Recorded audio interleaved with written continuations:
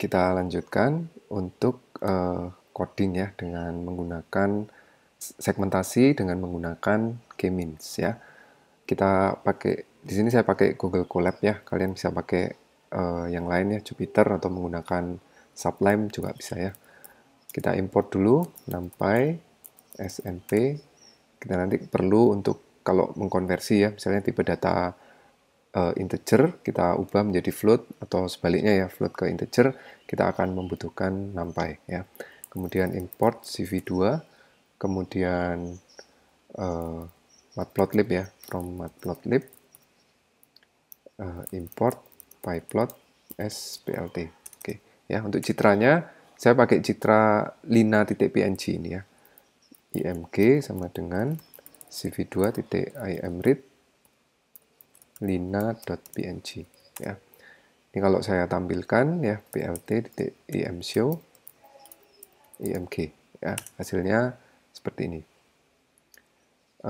Plt import pyplot ya, splt. Nah, ini hasilnya ya, hasilnya. Tampilannya mungkin kurang kelihatan seperti aslinya gitu ya, karena plotting dengan menggunakan pyplot tuh nggak seperti imshow ya, nggak seperti CV2 gitu ya, nggak seperti cv2.imshow. Nah, masalahnya ketika saya menggunakan cv2.imshow seperti ini ya, misalnya ini original gitu ya, itu ternyata nggak bisa gitu ya, karena ada ini disable function ya pada Google Colab ya. Jadi harus menggunakan patch dari Google Colab untuk OpenCV untuk CV2 imshow ini ya. Kalian kalau nggak pakai Google Colab ini nggak perlu dijalankan ya, nggak perlu dilakukan untuk importnya. Google Colab.patch import cv2 underscore imshow ya, begini. Nah, setelah kita menggunakan patch dari Google Colab, kita bisa panggil imshow img ya, cv2.imshow cv2 underscore imshow. Nah, ini hasilnya ya, ini hasilnya untuk imshow-nya. Nah, kita bisa lihat tipenya dulu ya. Tipe dari img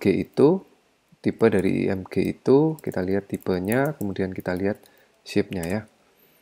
Nah, untuk tipenya adalah integer ya, untuk shape-nya 512 kali 512 kali 3 ya. 3 ini apa? 3 ini adalah channel RGB-nya. Nah, kita mau melakukan segmentasi terhadap citra ini ya.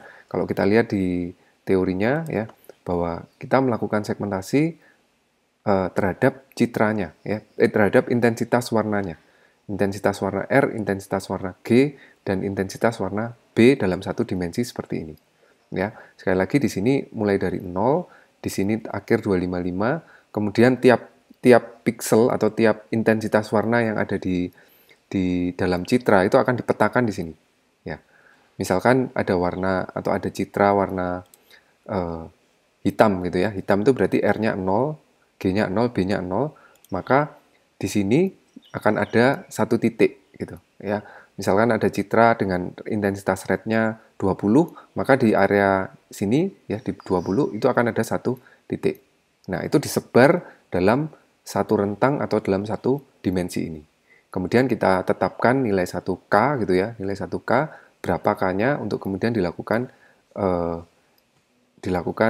K-means gitu ya. Dilakukan iterasi dari titik akhir sampai titik pertama sampai titik akhir gitu ya. Nah, kita perlu mengubah ini menjadi satu dimensi. Ini 512 kali 512 kita ubah ke dalam satu dimensi gitu ya. Kalau mengubah menjadi satu dimensi, kita bisa ketikkan img 2 ya dalam satu dimensi, atau saya tulis img 1D begini sama dengan img titik reshape kemudian min 1,3 ya. Jadi tetap ada 3 ya, tetap ada 3 yaitu R, G, dan B ya. Kita bisa print ya, saya copy aja. Print img 1D, img 1D begini ya. Hasilnya adalah 262144 ya. 262144 itu apa? Ini yang tadinya 2 dimensi ya, 512 kali 512 sekarang menjadi satu vektor panjang ya, 262.144. ya, di mana tetap punya 3 channel, yaitu red, green, dan blue, ya. Nah, kita akan melakukan satu k-means, ya, iterasi k-means untuk semua titik-titiknya, ya, untuk semua titik-titiknya. Nah, kita kalau lihat di OpenCV, ya, untuk referensi atau keterangan dari k-means ini, kita lihat, ya, k-means cara penggunaannya cv.k-means, ya, di mana ada parameter yang pertama samplesnya. Nah, samplesnya apa? Ya, tentu satu dimensi tadi, ya, garis satu dimensi tadi yang ada yang berisi intensitas warna-warnanya, ya. Kemudian ini tipenya adalah NP atau float 32, ya. Sehingga di sini kita perlu mengubah ini in 8, sehingga kita perlu mengubah misalnya saya ubah Z, ya, sama dengan NP float 32 begini untuk IMG 1D, ya. Ini kalau kita cek, ya, nilai Z-nya Z begini, ya. Maka kita akan mendapatkan bahwa Z itu sekarang nilainya sudah float gitu, ya. Nah, kalau sudah menjadi float, kita bisa panggil untuk k-means-nya, ya. Nah, k-means itu akan mengembalikan 3 buah, ya. Nilai kembalinya ada 3, ya. Yang pertama compactness, yang kedua label, ya, labels, yang ketiga centernya di mana, begitu, ya. Compactness, labels, dan centers. Ini bisa kita abaikan gitu, ya, compactness-nya. Kita lebih fokus kepada labels-nya. Labels itu apa? Kalau K-nya kita set, katakan K-nya 3, maka akan ada 3 labels gitu, ya. Ada 3 labels, 0, 1, dan 2, ya. Kemudian centers itu adalah titik tengah, ya, titik centroidnya, ya. Setelah dia dilakukan iterasi berkali-kali, akan terbentuk centers atau titik tengahnya, ya. Nah, kemudian untuk inputnya di sini ada kriteria, ya. Kriteria itu apa? Kriterianya ada 3. Yang pertama kriteria EPS, atau kita akan menghentikan algoritma, ya. Iterasinya akan kita hentikan ketika satu nilai atau satu epsilon terpenuhi, atau kriteria kedua kita bisa menggunakan max iteration. Sampai berapa kali iterasi gitu, ya. Sampai berapa kali iterasi pengulangan akan dilakukan, ya. Atau kita bisa menggunakan kedua-duanya gitu, ya. Jika salah satu kriteria ini terpenuhi, maka proses iterasi akan berhenti, ya. Nah, jadi kita tentukan, ya, nilai K-nya. Misalkan saya akan memecah atau segmen gambar lina ini ke dalam hanya 3 warna gitu, ya. Hanya 3 warna, saya tulis K sama dengan 3. Kemudian saya panggil, ya. Ini nilai kembali dari k-means, ya. Labelnya, kemudian centers, ya. CV sama dengan cv2.k-means, ya. Kita butuh ini, ya, yang mau kita k-means, yang mau kita hitung datanya set, kemudian kita butuh ini, ya, K, mau dipecah atau mau disegmentasi menjadi berapa bagian, K, kemudian base labels, saya kira nggak perlu diabaikan saja, ya, kita pakai none. Setelah itu kriteria. Nah, kriterianya apa? Kriterianya tadi yang 2 tadi, ya, yang ini, ya. Saya akan copy aja. Kriterianya ada seperti ini. CV2, ya, karena kita pakai library CV2.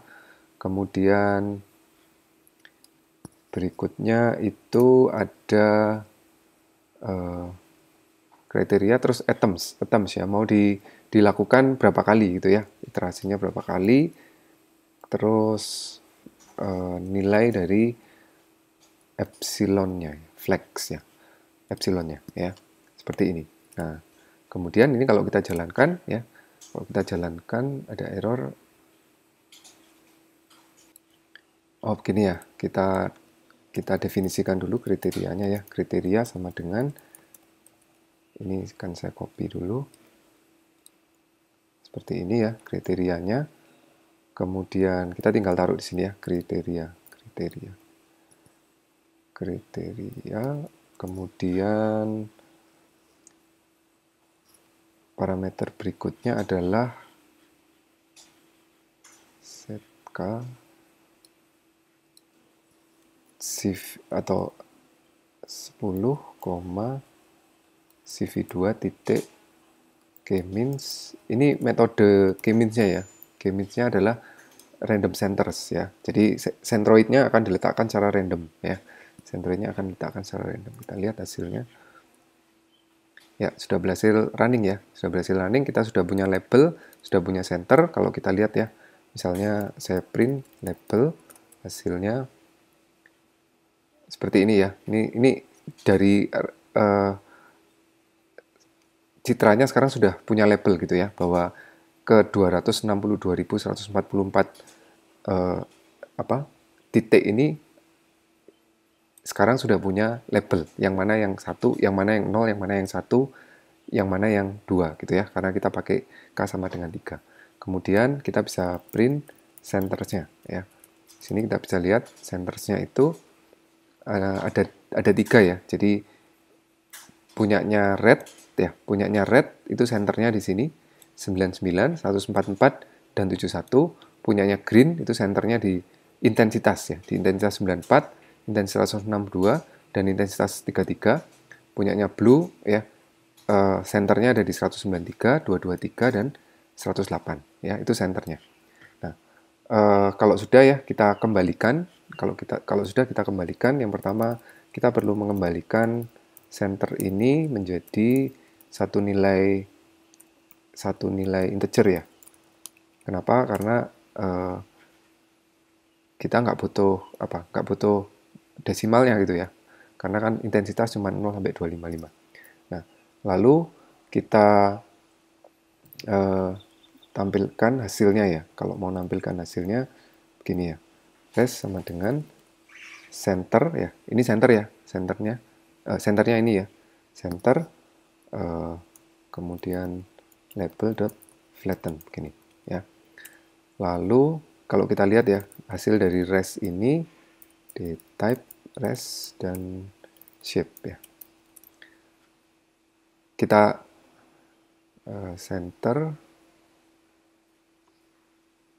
centers ya, typo centers. Centers.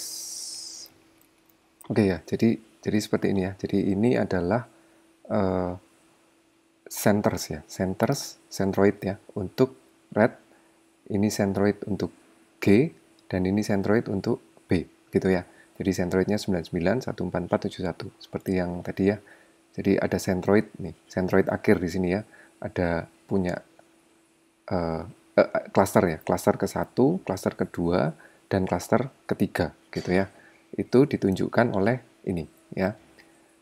Cluster ke-1 ya, cluster ke-1 punyanya R, cluster ke-2 punyanya G, dan cluster ke-3 punyanya B ya. Punya R ya. Ini punya R, punya R, punya R, punya G, punya G, punya G, dan punya B, punya B, punya B gitu ya.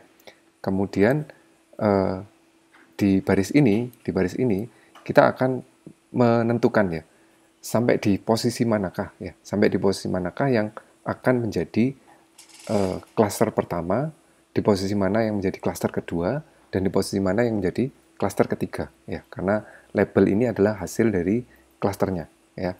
Ini satu itu nanti kita bisa kalau mau dilihat hasilnya ya, maka kita bisa tahu bahwa satu itu nanti akan berakhir pada apa gitu ya di sini ya. Yang menjadi satu, atau kalau dalam gambar ini yang menjadi biru itu nanti sampai di mana gitu. Ya, yang jadi biru sampai di mana, hijau di mana, orange di mana ya. Itu diwakili oleh label ya. Nah, kemudian kita sekarang sudah punya res, tapi res ini adalah citra hasilnya ya. Tapi masalahnya resnya ini masih dalam bentuk satu dimensi. Nah, kalau kita mau mengembalikan ke dalam dua dimensi, ke dalam satu citra begitu ya, kita bisa langsung reshape ya. Misalnya atau img result ya, sama dengan res titik reshape, kita reshape menjadi aslinya ya. Kita reshape menjadi aslinya, yaitu img shape ya. Nah, kalau sudah, kita bisa tampilkan dengan cv2 imshow img result ya. img result gini ya. Kalau kita lihat hasilnya seperti ini. Ya, ini ya. Jadi ada berapa? Ada 3 warna ya, karena kita melakukan cluster sebanyak 3 ya. Jadi warnanya hanya ini ya, warna ini yang lebih muda, kemudian warna ini ya, dan warna yang lebih tua. Bagaimana kalau kita ubah katakan jadi 8 warna begitu ya. 8 cluster ya. 8 cluster kita jalankan, kemudian saya akan langsung jalankan di sini. Ya, maka akan terbentuk 8 warna ya, menjadi 8 warna gitu ya. Jadi seperti itu ya proses segmentasi untuk melakukan segmentasi menggunakan K-means ya. Nah, untuk assignment kalian silakan kalian kerjakan individu ya. Kalian lakukan K-means segmentation terhadap suatu citra pemandangan. Kalian pilih pemandangan, kalian boleh foto sendiri di depan rumah, boleh difoto gitu ya, atau di apa kalian ke pantai terus difoto gitu ya. Intinya yang memiliki banyak variasi warna. Nah, kemudian kalian lakukan K-means segmentation dan kalian submit hasilnya untuk yang pertama original image-nya, yang kedua ketika kalian lakukan segmentation untuk K sama dengan 3 dan K sama dengan 8 ya. Kalian submit hasilnya, jadi ada 3 gambar ya, ada 3 gambar. Submit gambarnya nggak perlu di-zip ya, biarkan aja, atau kalau mau diletakkan dalam sebuah file PDF ya. Gitu ya untuk assignment K-means ya, segmentation menggunakan K-means. Oke, sampai ketemu di materi berikutnya.